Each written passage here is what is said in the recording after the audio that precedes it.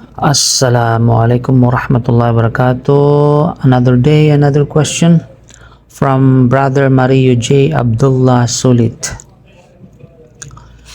Ang kanyang katanungan ay sabi niya, Assalamualaikum warahmatullahi wabarakatuh. Ustad, kumusta po? Tanong lang po sana.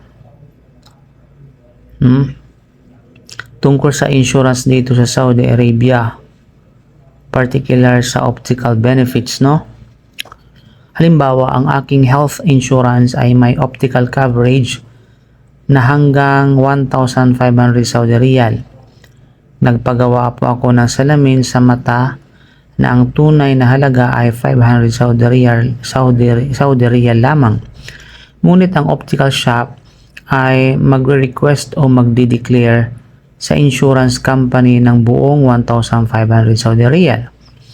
Kapag naaprubahan at naibigay ang halagang iyon, babayaran ko lamang ang actual na halaga ng salamin ng 500 Saudi Riyal.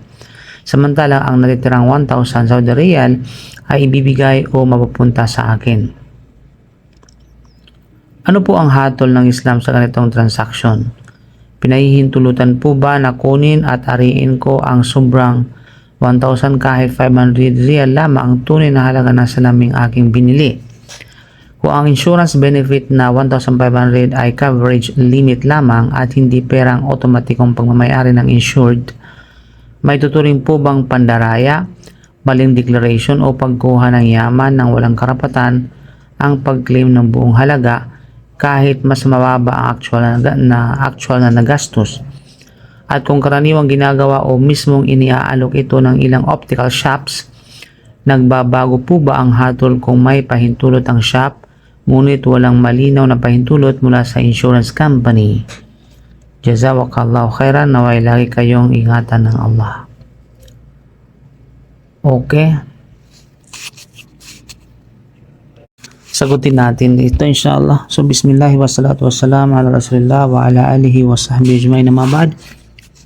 Waalaikumsalam warahmatullahi wabarakatuh. Kapatid, barakallahu fiqh, at naway ingatan ka rin ng Allah subhanahu wa ta'ala at pagkalooban tayo ng malinis at halal na kabuhayan. Allahumma amin. Sa sitwasyong inilarawan mo at inilahad mo, kailangang paghiwalayin ang coverage limit sa actual na karapatan sa reimbursement o benefit. Kung ang 1,500 riyal ay maximum coverage lamang, samantalang 500 riyal lamang ang tunay na presyo ng salamin, hindi otomatikong nagiging pag-aari ng insured ang natitirang 1,000 riyal.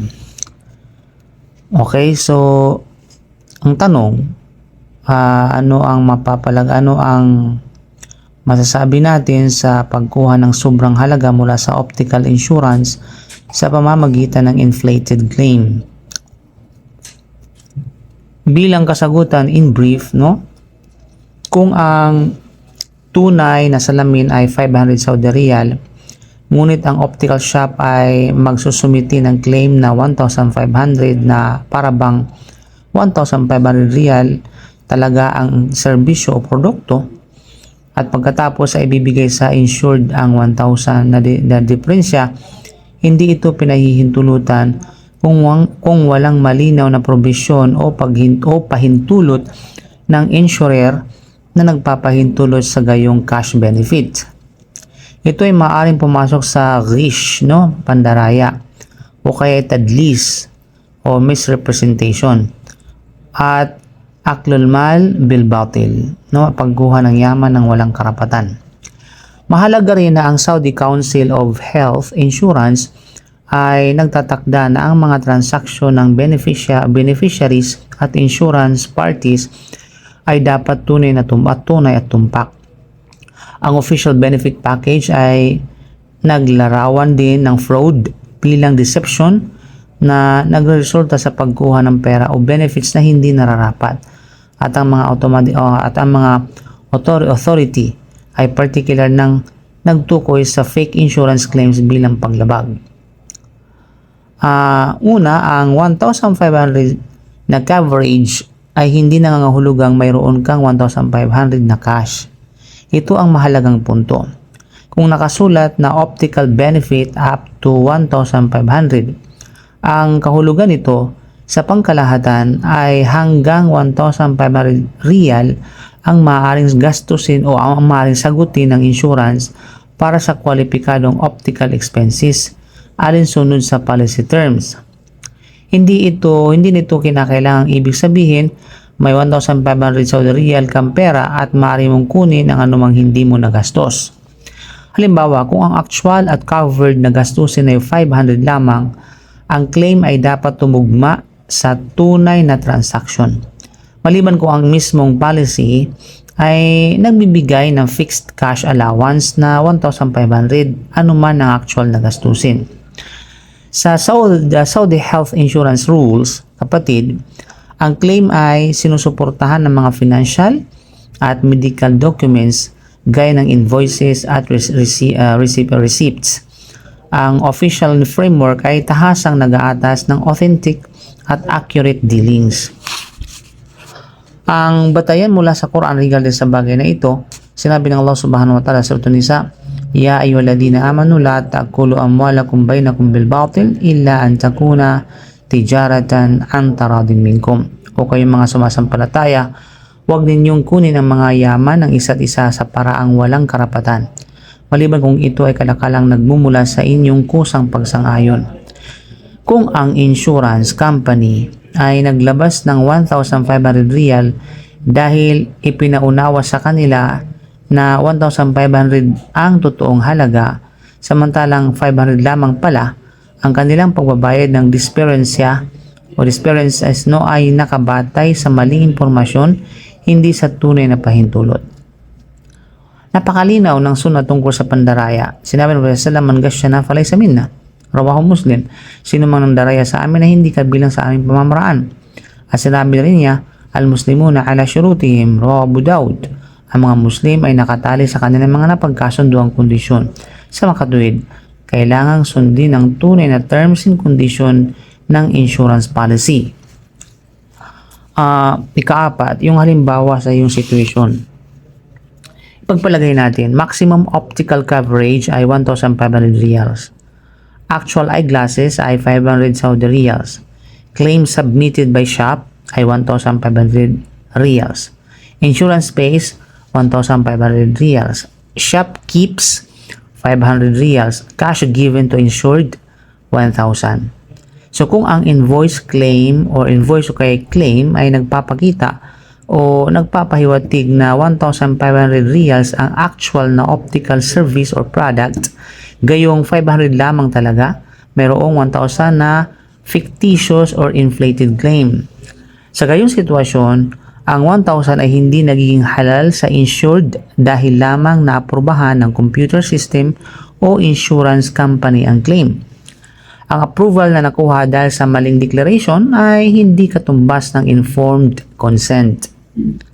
Pero ang optical shop mismo ang nag-alok. Hindi nito binabago ang pangunahing hatol. Ang optical shop ay hindi may-ari ng pera ng insurance company upang sabihin, okay lang, kunin mo ang sobra. Kung ang shop at insured ay parihong nakaalam na 500 lamang ang tunay na transaction ngunit nagtutulungan upang mag-claim ng 1,500, maaring pareho silang maging bahagi ng maling transaksyon. Kasi sinabi ng Allah, وَتَعَوَنُوا عَلَى الْبِرِّ وَالتَّقْوَى وَلَا تَعَوَنُوا عَلَى الْإِثْمِ وَالْعُدْوَانِ. Suratul Ma'idah.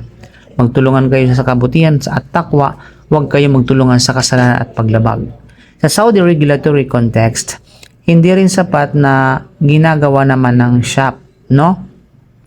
Ang CHI framework ay sumasaklaw sa beneficiaries at service providers at naglalayong pigilan ang fraud at abuse. May opisyal ding mekanismo para i-report ang manipulation na nagdudulot ng unjustified benefits. So, kailan maaaring maging halal ang 1,000? May mahalagang exception.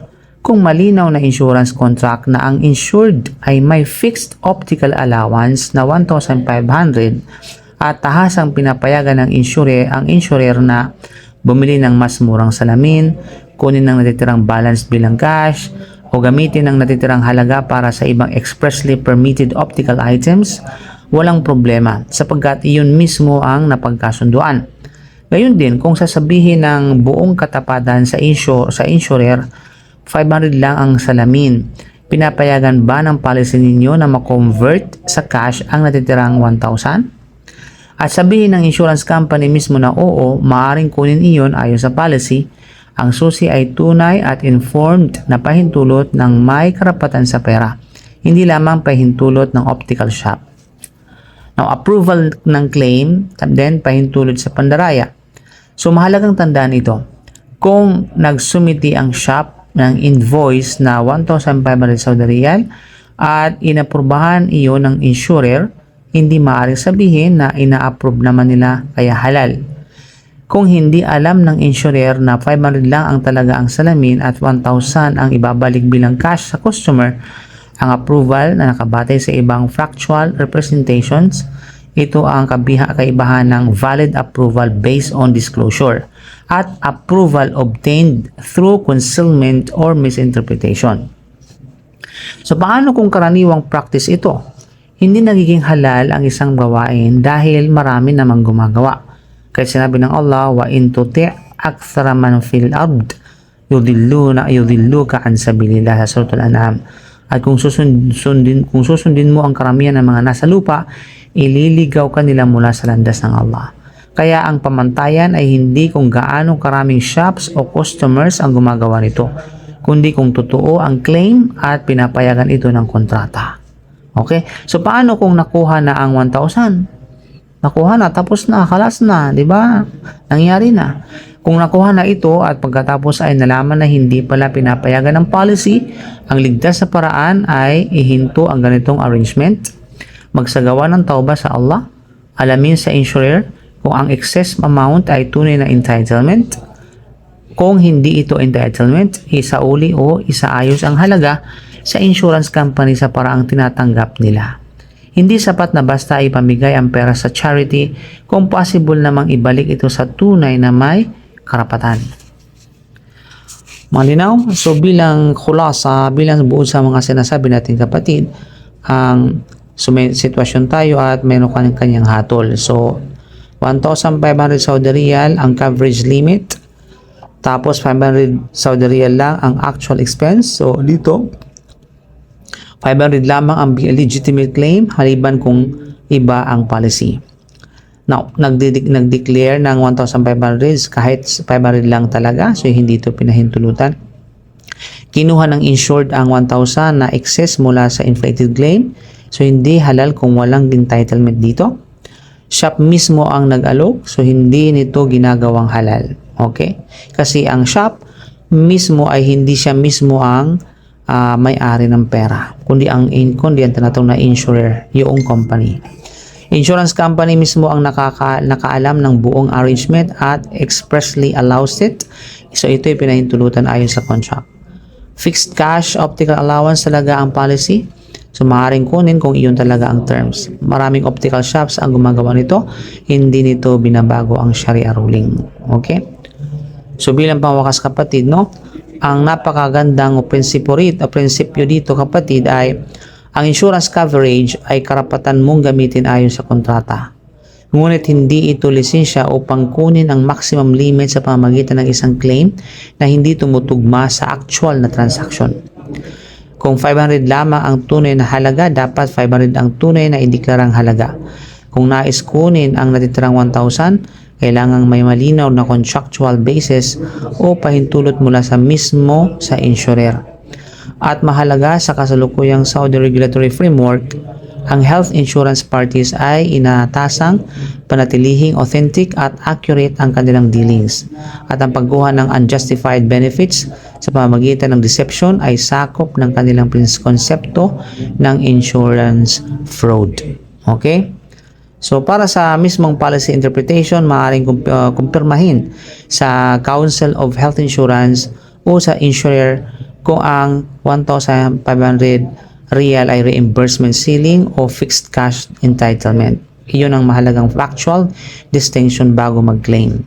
So Allahu a'lam bisawab kapatid, naway inshallah naging malinaw ang masalimuot na issue na ito sapagkat karamihan sa atin bilang OFW dito sa Saudi Arabia ay mayroong insurance. Alhamdulillah, at kahit paano ay nagkaroon ng kaliwanagan para sa atin ito. So Allahu a'lam bisawab. So nagkabihamdika asyhadu an la ilaha illa anta astaghfiruka wa atubu ilaik. Assalamu alaikum warahmatullahi wabarakatuh.